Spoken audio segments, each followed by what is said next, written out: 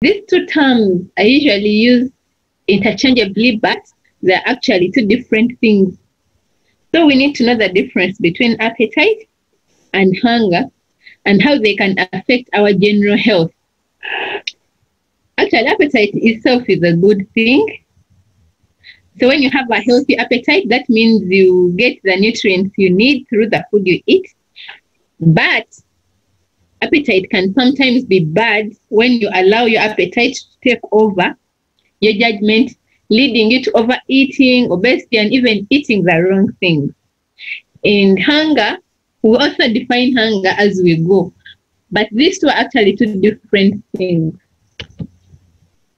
So what does the Bible say about appetite? In the book of Proverbs, chapter 23, verses 1 to 3, it says, "When thou sittest to eat with a ruler, consider diligently what is before thee, and put a knife to thy throat. If thou be a man given to appetite, be not desirous of his dainties, for they are deceitful meat."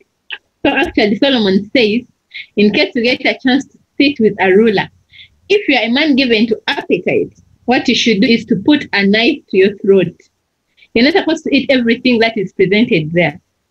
And then Ecclesiastes chapter 6, verse 7 says, "All the labor of man is for his mouth, and yet the appetite is not filled." So actually still Solomon shows that there is a possibility of actually not gratifying our appetite. Appetite is something that you cannot easily feel. Since what we do, we work so hard to present something on our tables. But if you're a person of appetite, appetite is very hard to feel. And then we'll see what the Bible talks about hunger. In Matthew chapter 25, verses 35, it says, "For I was an-hungered, and you gave me meat. I was thirsty, and you gave me drink. I was a stranger, and you took me in." Now, this was Jesus actually talking about a parable. Yes, these were Jesus' words. And he was saying, when I was hungry, you gave me food. So someone who is hungry, all that they need is food. Isaiah 58, verse 7 says, "Is it not to share your bread with the hungry and bring the homeless poor into your house? When you see the naked, to cover him, and not to hide yourself from your own flesh." This chapter talks about the true fasting. And in verse 7, it says, "Share your bread with the hungry." So, for someone who is hungry, all that they need is food. So when you are hungry, what you need is food. So what is hunger? How can we define hunger? Hunger is the body's physiological need for food. And it's the body's way of telling you that you need to eat. So when you are hungry, your body is actually telling you that it needs food. If you are hungry, you need food because your body is telling you so. Your body will send you a signal, maybe like a rumbling stomach, hunger pangs, is telling you that we need food. So the physiological activities that happen in your body, physiology, what deals with your body. So when your body tells you that it needs food, a need is something that you need, yeah? A need. So when you're hungry, your body is actually telling you, yes, we need food. And so let's talk briefly about the physiology of hunger.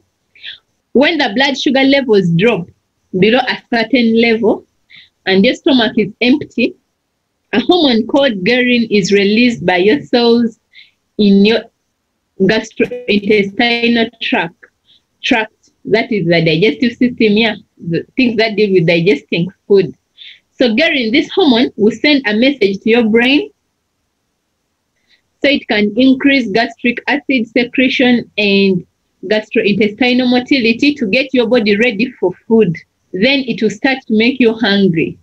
So ghrelin, this hormone the release of this hormone will stop when the stomach stretches and when it's filled with food, and it will tell your brain that you're no longer hungry.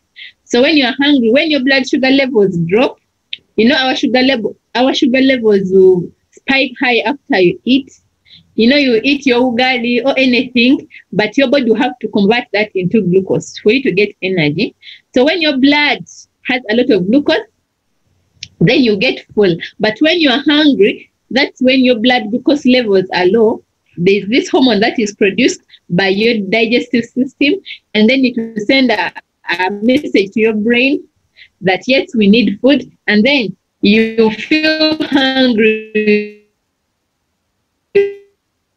You get the need of food. And once you eat and your release of this hormone will be stopped, and you will stop eating. So that is the brief and simple physiology of being hungry. But then what is appetite? Appetite is the desire to satisfy a bodily need to eat as a result of external cues and not necessarily due to a need to eat.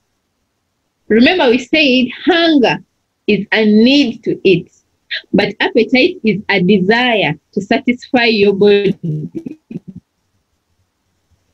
Seeing, smelling, or thinking about food can cause the developing of appetite. So just looking at food, even if you are not hungry, can bring about the desire, the appetite.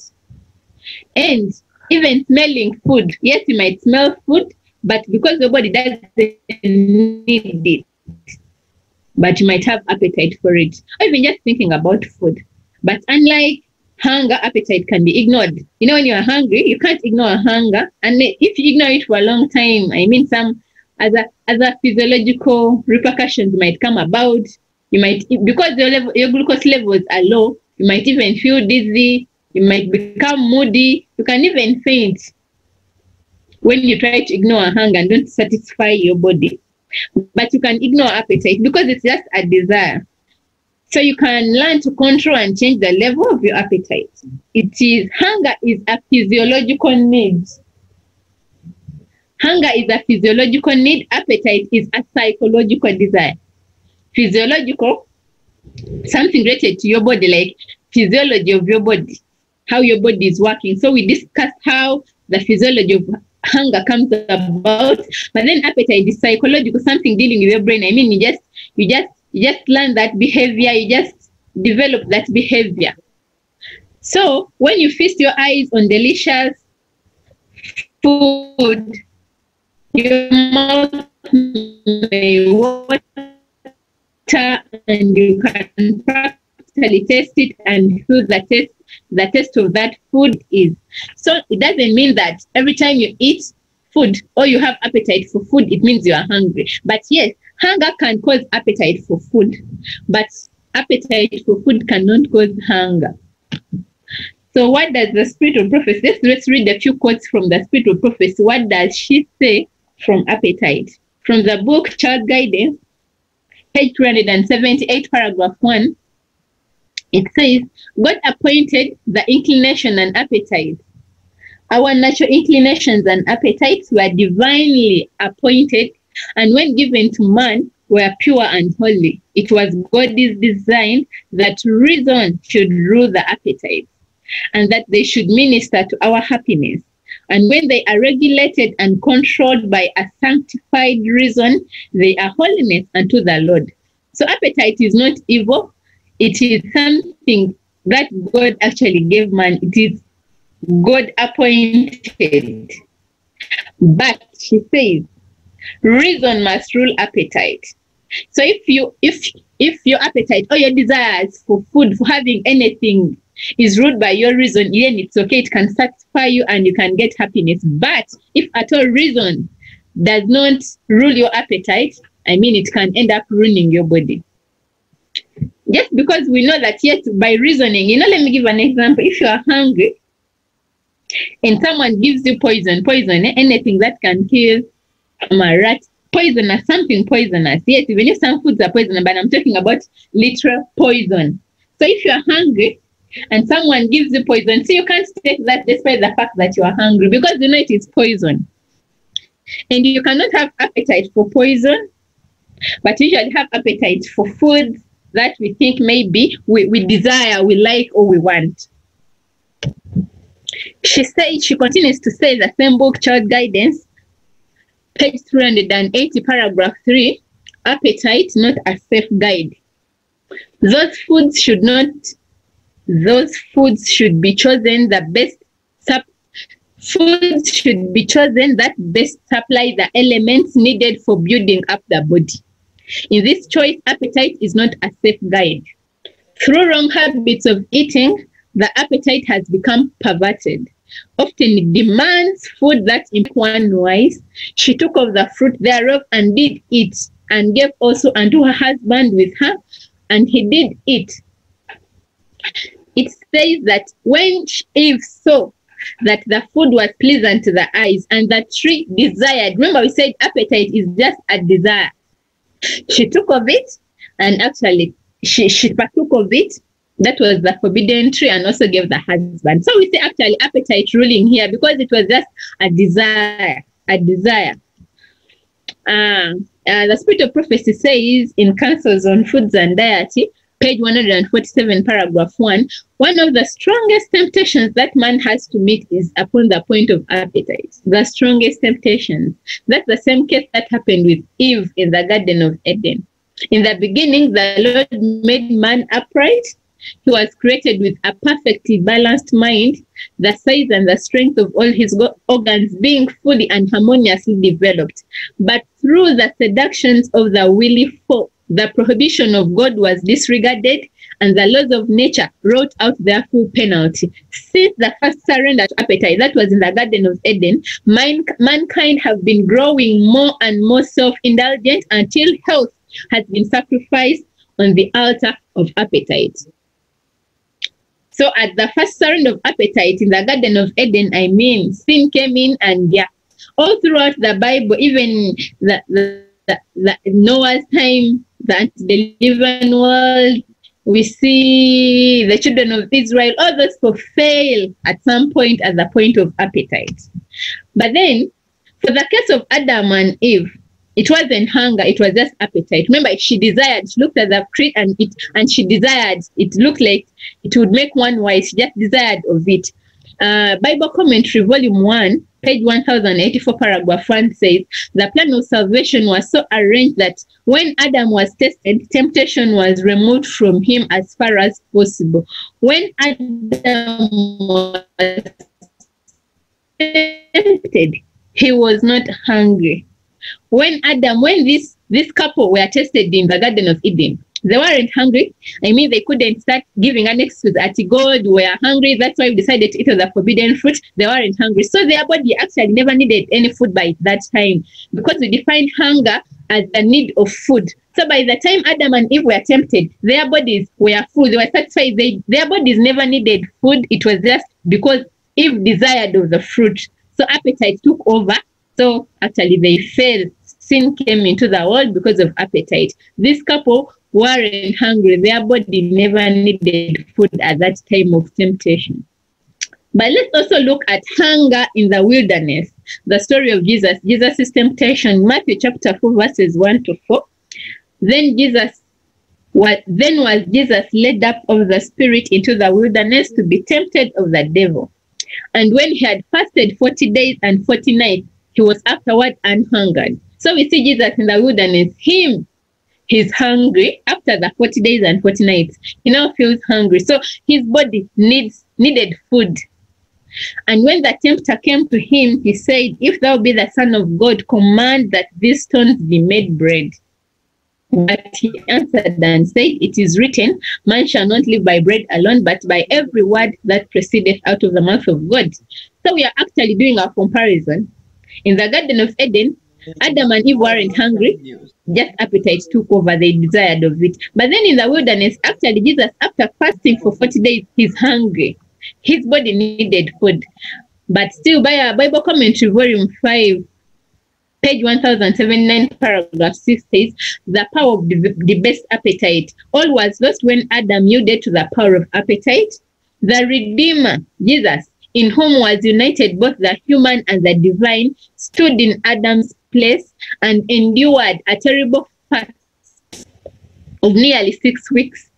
The length of this fast is the strongest evidence of the extent of the sinfulness and the power of debased appetite upon the human family. So man fell at the point of appetite, and Jesus had to correct this, the power of debased appetite, by him doing a 40 days and night fast. But then after this, he was hungry, and the devil was actually telling him to turn the stones into food. Yes, because his body needed food, but he didn't do that. He just didn't eat anything. He just didn't eat anything. Yes, though his body needed food, but he had to overcome the point of appetite. Desire of Ages, page 117, paragraph 3. With Christ as with the holy pair in Eden, appetite was the ground of the first great temptation. Just where the ruin began, the work of our redemption must begin. As by the indulgence of appetite, Adam fell, so by the denial of appetite, Christ must overcome.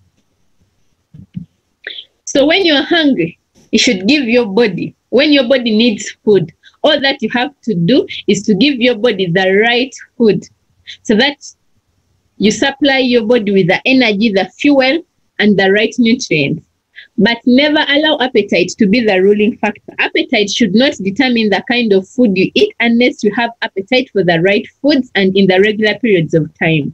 So when you're hungry, yes, you should eat only when you're hungry, actually. You know, for appetite, you can eat even when you're not hungry, but just maybe because you are stressed, or because you desire that food, or maybe you're influenced with the environment around your friends are eating. But for a person, you're supposed to eat only when you're hungry, because that's when your body needs the food, and you should give it the right food. But never allow appetite. Just because you have appetite for this, you eat. You should try to have appetite for the right food and supply that food to your body when you're hungry, when your body needs it. May God bless you.